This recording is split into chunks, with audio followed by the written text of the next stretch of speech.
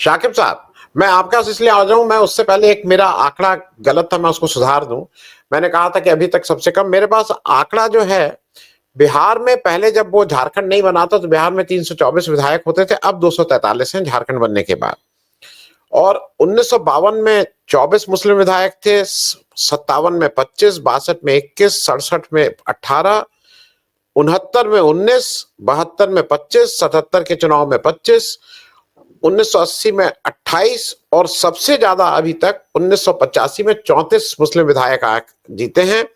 90 में 20, 95 में 19, 2000 में 29 और 2005 में सबसे कम 16 विधायक, 2010 में 19, 2015 में 24 और 2020 में 19। मैं ये जरा आपसे एक चीज समझना चाह रहा हूं, ये जो जैसे बीजेपी खुला खेल खेलती है कि ना हम ना वोट देंगे, ना हम मंत्री बनाएंगे, ना हम कैंडिडेट देंगे, और ना हम रोजा अफ्तारी टाइप, हालांकि कुछ जगह करने की कोशिश की गई, सौगातें ईद, लेकिन ये नीतीश कुमार जी अपना रोजा इफ्तार भी कराएंगे, वो भी कराएंगे और उसके बाद जाके खड़े हो जाएंगे वक्फ में। तो शाकिब साहब, ये जो लोगों ने छोड़ा है अभी, ये केवल क्या मुस्लिम गुस्सा भी है? क्योंकि मैं वैसे बता दूं, जो खबर आ रही है कि पूरे देश में इस समय वेस्ट बंगाल में ठीक से इसके अगेंस्ट में लोग सड़क पे उतर आए हैं, अहमदाबाद गुजरात में उतर आए हैं, उत्तर प्रदेश में भारी पुलिस बल लगाया गया है। सुनील जी बैठे हुए हैं यहाँ पे, आज जुमे की नमाज थी, मतलब अनप्रेसिडेंट पुलिस इस समय घूम रही है। तो वो यहाँ तो पुलिस स्टेट जैसा काम करके अभी रोक लिया जाएगा इसका। शाकिब अली साहब, ये जो भी हुआ है, हो रहा है, ये तो पहले क्यों नहीं हुआ? पहले जेडीयू को क्या उम्मीद थी इन सारे लोगों को कि नहीं शायद जेडीयू नहीं, या जिस तरह से ललन सिंह और ये लोग नजर आ गए तो ये साफ हो गया कि अब पूरी तरह से वो बीजेपी के इशारे पे जेडीयू चल रही है और नीतीश कुमार जी इस पे बिल्कुल, जिसको कहते हैं ना, दम साध लिए हैं, एक कोई स्टेटमेंट नहीं, कुछ नहीं, तबीयत भी उनकी खराब है शायद। शाकिब साहब, आपका बिहार में इस इलेक्शन में क्या फर्क पड़ेगा इससे? सर, अवतार पार्टी की बात जहां तक है तो चिराग ने भी दिया था, नीतीश जी ने भी दिया था, चंद्रबाबू नायडू भी गए। राहत इंदौरी साहब की एक मशहूर पंक्ति है, सियासत में जरूरी है रवादारी समझता है, वो रोजे तो नहीं रखता मगर अफ्तारी समझता है। तो ये उससे ज्यादा और कुछ भी नहीं था। ललन सिंह का ये स्टैंड जो आपने परसों लोकसभा में देखा, ये नया नहीं है। ये जब पिछले साल बिल टेबल हुआ था और जेपीसी में जाने से पहले जब बिल पेश किया गया था, उस वक्त भी जो ललन सिंह ने भाषण दिया था वो जेडीयू की लाइन से हटता हुआ भाषण आपको दिखाई देगा, अगर आप आर्काइव में जाकर के उस भाषण को तलाश करने की कोशिश करेंगे। और अभी जो जनता दल यूनाइटेड के नेताओं के जरिया जो रवैया अपनाया गया, खास करके सवर्ण में बोल रहा हूं, कि अमित शाह, जेपी नड्डा साहब जब ने बिहार में ही एक बार कहा था कि क्षेत्रीय दलों को समाप्त हो जाना चाहिए, तो ये उसकी शुरुआत है। और निश्चित रूप से सवर्ण लॉबी को साध करके मंडलवादी राजनीति करने वाली एक बड़ी पॉलिटिकल पार्टी को नरेंद्र मोदी ने बिहार में आरएसएस से निपटाने का काम किया है, वो नीतीश कुमार के को निपटाने का काम किया है, इसमें कहीं कोई दो मत नहीं है। वक्फ बिल को टेबल करने की बात बिहार चुनाव तक के बाद भी चली थी, फिर कहा गया था कि बंगाल चुनाव है उससे पहले टेबल किया जाएगा ताकि वहां पोलराइज किया जाए, लेकिन अचानक से एकदम से 24 घंटे 48 घंटे में अमित शाह साहब पटना से वापस जाते हैं और उसके बाद ये खबर आ जाती है कि अब 2 अप्रैल को वक्फ बिल टेबल किया जाएगा।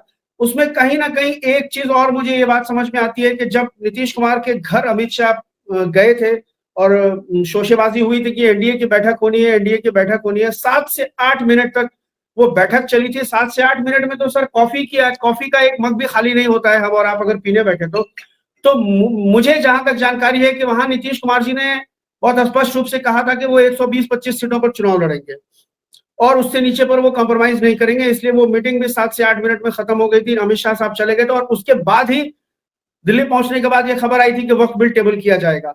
तो नीतीश कुमार की धार को कम करने के लिए, नीतीश कुमार की प्रासंगिकता को बिहार की राजनीति में कम करने के लिए, जैसा अभी सुनील सर ने कहा कि पोलराइजेशन एक अचूक हथियार के तौर पर भारतीय जनता पार्टी उसको आजमाती रही है।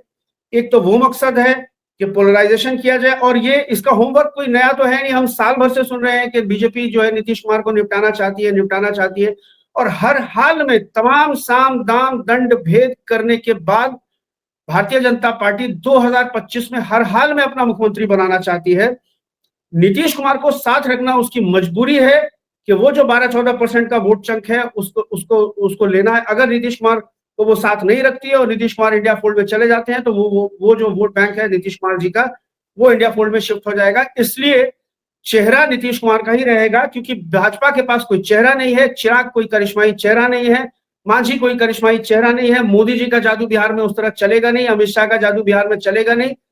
चेहरे के मामले में जो फेस की क्रेडिबिलिटी नीतीश कुमार की आज भी बनी हुई है, इस अवस्था में आने के बाद भी, कि जबकि उनके तरह तरह के वीडियोस वायरल हो जाते हैं राष्ट्रगान का अपमान करते हुए और किसी महिला को जो है छूते हुए, उसके बावजूद भी जिस तरह की प्रासंगिकता नीतीश कुमार जी की बनी हुई है, उसको देखते हुए मुझे लगता है कि ये वक्फ बिल इन्होंने टेबल किया है सिर्फ सोसाइटी में पोलराइजेशन करने के लिए। और इसका क्योंकि कास्ट सेंसस, देखिए जातीय जनगणना के बाद बिहार में भारतीय जनता पार्टी ने के लिए स्कोप और भी खत्म हो गया था। जातीय जनगणना के बाद जो बिहार में सांप्रदायिकता और पोलराइजेशन का थोड़ा बहुत उसको बचता हुआ दिखता था भारतीय जनता पार्टी को, वो भी खत्म कर दिया था। तो भारतीय जनता पार्टी ने, और वो अपने पार्टनर्स को, अपने सहयोगियों को निपटाने में कुख्यात मानी जाती है। मैं कुख्यात शब्द का इसलिए प्रयोग कर रहा हूँ कि ऑब्वियसली पूरा एक इतिहास है उनका, चाहे वो पंजाब से लेकर के आप महाराष्ट्र और होते हुए, जब शिवसेना जैसी पार्टी को, जो हार्डकोर हिंदुत्व की लाइन पर चलने वाली शिवसेना को उन्होंने नहीं छोड़ा बर्बाद करने में, तो जनता दल यूनाइटेड तो फिर भी जो एक सेकुलर इमेज रखने वाली, एक समावेशी राजनीति करने वाली पॉलिटिकल पार्टी थी, एक मंडलवादी राजनीति करने वाली पॉलिटिकल पार्टी थी, हार्डकोर व हिंदुत्व की लाइन तो कभी नीतीश कुमार ने नहीं ली। आप बिल्कुल सही कह रहे हैं कि नीतीश कुमार की एक्सेप्टेबिलिटी मुस्लिम समाज में बिल्कुल उसी तरह बनती थी जिस तरह लालू यादव की है। मैं, और ये जो एक पॉइंट और सर मैं जोड़ना चाहता हूं कि ये जो संसद में ये लोग पसमानदा मुसलमानों के हितैषी बने हुए हैं, पसमानदा नेताओं ने तो इस्तीफे की शुरुआत की है, कासिम अंसारी से इस्तीफे की शुरुआत हुई है, वो पसमानदा बिरादरी से आने वाले नेता हैं। गुलाम गौस साहब का विधान पार्षद है, पसमानदा बिरादरी से आते हैं। तो ये, और पसमानदा बिरादरी की राजनीति भाई, मतलब ये जो स्टेक होल्डर है, आप उससे कोई राय मशवरा नहीं कर रहे हैं। किसानों के लिए आप कानून बना रहे हैं तो किसानों से कोई राय मशवरा नहीं कर रहे हैं। मुसलमानों के हितैषी बने हुए हैं, मुसलमानों से कोई राय मशवरा नहीं करना है। मतलब तू कौन, मैं खामखा, ये वाली बात है बिला जरूरत। अब अमित शाह साहब के साथ संजय झा और ललन सिंह बैठ करके, एक भूमियार और एक ब्राह्मण बैठ करके पसमानदा मुसलमानों की चिंता कर रहे हैं। और मांझी जी को चिंता नहीं हो रही है कि जब वो मुख्यमंत्री रहते हुए मंदिर गए थे तो वहां दूध से धोया गया था। उनको मांझी जी की चिंता नहीं हो रही है, क्योंकि मांझी जी के बारे में उनको पता है कि हम इनसे जैसे चाहेंगे लठैती करवा देंगे। मुसलमानों की बड़ी चिंता हो रही है इनको। तो ये जो अब जो चूंकि ललन सिंह कह रहे हैं कि भाई वो एमआईएम में चला गया था और इससे इनको कोई फर्क नहीं पड़ेगा, दरअसल ये डैमेज कंट्रोल है भारतीय जनता। आप अंदाजा लगाइए कि वो तमाम लोग जो हैं, जो लेटर हेड अपने अपने लेटर पैड पर रिजिग्नेशन दे रहे हैं। मैं अभी किसी पॉलिटिकल पार्टी में नहीं हूं, तो क्या मैं किसी पॉलिटिकल पार्टी का लेटर हेड छपवा सकता हूं, वो भी पद के साथ, कि मैं कांग्रेस अल्पसंख्यक प्रकोष्ठ का प्रदेश महासचिव हूं, मैं छपवा सकता हूं? और अगर मैं छपवा करके कुछ करता हूं, कोई लेटर मेरा सार्वजनिक होता है, तो पार्टी मेरे ऊपर कार्रवाई नहीं करेगी? अनुशासन, जो डिसिप्लिनरी कार्रवाई होती है वो तो पार्टी कर सकती है। तो आप क्यों नहीं कर रहे हैं? अगर वो आपके पार्टी में नहीं थे तो आप कीजिए उनके ऊपर कार्रवाई। एक के बाद एक नेताओं के जो है, जिला स्तरीय नेताओं के इस्तीफे आ रहे हैं। अभी लोगों को लग रहा है कि जिला स्तरीय नेता है, ये क्या करेगा? वही जिला स्तरीय नेता नीतीश कुमार जी की रीढ़ हुआ करता है पसमानदा मुसलमानों में नीतीश जी की पैठ बनाने के लिए। आप हर विधानसभा में 4000, 5000, 3000, 7000 वोट जदयू के उम्मीदवार को मिलता ही मिलता है, इसमें कहीं कोई दो मत नहीं है। भारतीय जनता पार्टी को भले ही 150 वोट भी ना मिलते हो, लेकिन कम से कम जनता दल यूनाइटेड को 5000 से ऊपर प्लस माइनस करके इस रेशियो में वोट हर विधानसभा में मिलता है। ललन सिंह को भी मिलता है, ऐसी बात नहीं है कि ललन सिंह को वोट नहीं मिलता है। मुंगेर से सांसद है, मैं ललन सिंह के संसदीय क्षेत्र का मतदाता हूं, मैं जानता हूं कि ललन सिंह को कौन लोग वोट देते हैं।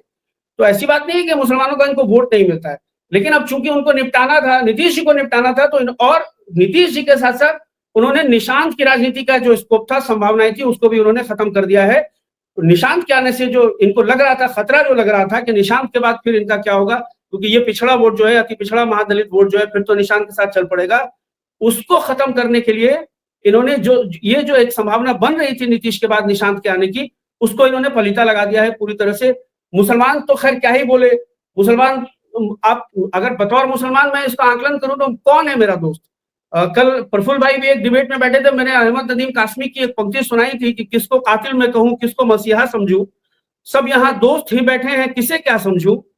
वो भी क्या दिन थे जब हर वहम यकीन होता था, अब जो हकीकत नजर आए तो उसे क्या समझूं। तो मुसलमानों के लिए कोई नहीं है, लेकिन हाँ बहरहाल फिर भी उसमें मुसलमानों के बीच में ये रहता है कि जो कम खतरनाक है उसको चुनो। तो वो कम खतरनाक वाली कैटेगरी में नीतीश जी अभी तक बने हुए थे। अब नीतीश जी से मुसलमानों को अभी भी शिकायत नहीं है। मुसलमानों का गुस्सा जो है वो ललन सिंह पर है और संजय झा पर है।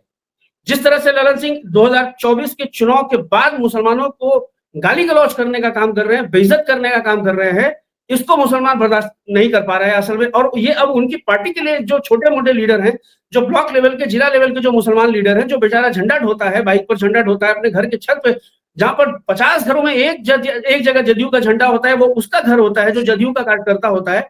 अब उस सोसाइटी को में उसको फेस करना, लोगों को चौक चौराहे पर फेस करना, मस्जिद में, चाय की दुकानों पर फेस करना मुश्किल हो रहा है।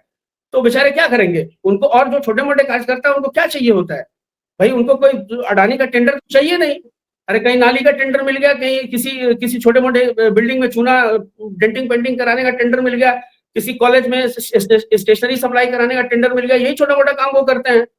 तो इन्होंने ये जो किया है वक्फ अमेंडमेंट एक्ट में, जिस तरह से जदयू ने अपना रुख अपनाया है। और अब्दुल बारी सिद्दीकी साहब का आज मैं स्टेटमेंट सुन रहा था। अब्दुल बारी सिद्दीकी साहब राजद के नेता हैं, नीतीश जी के बहुत करीबी माने जाते हैं। उन्होंने एक बहुत मतलब, अगर मैं उनके बयान को कोट करूं तो उन्होंने बहुत सही कहा है कि ये एक स्वस्थ नीतीश कुमार का फैसला नहीं है, ये एक अस्वस्थ नीतीश कुमार का फैसला दिखता है। और निश्चित रूप से एक स्वस्थ नीतीश कुमार वो नीतीश कुमार थे जो एनडीए के साथ रहते हुए उन्होंने राष्ट्रपति चुनाव में प्रणब मुखर्जी के लिए वोट किया था। वो एक स्टैंड लेने वाले नेता थे। लेकिन आज ऐसा क्या हो गया कि उन्होंने बिल्कुल वक्फ बिल पर जो है, और अभी तक नीतीश जी की तरफ से कोई स्टेटमेंट नहीं आया है। जो बोल रहे हैं ललन सिंह बोल रहे हैं, मतलब पार्टी का फेस ललन सिंह बन गए हैं। गोदी मीडिया ने भी ललन सिंह को पार्टी का फेस बना रखा है, संजय झा को पार्टी का फेस बना रखा है। 12 सांसद हैं जदयू के। आप बता दीजिए कि 12 लोकसभा सांसदों में से 11 सांसदों का तो शायद कोई नाम भी नहीं जानता होगा। एक देवेश चंद्र ठाकुर है, उन्होंने सबसे पहले बयान दिया था कि मुसलमान और यादव का काम नहीं करेंगे, तो वो थोड़ा चर्चा में आ गए। उसके अलावा ललन सिंह है।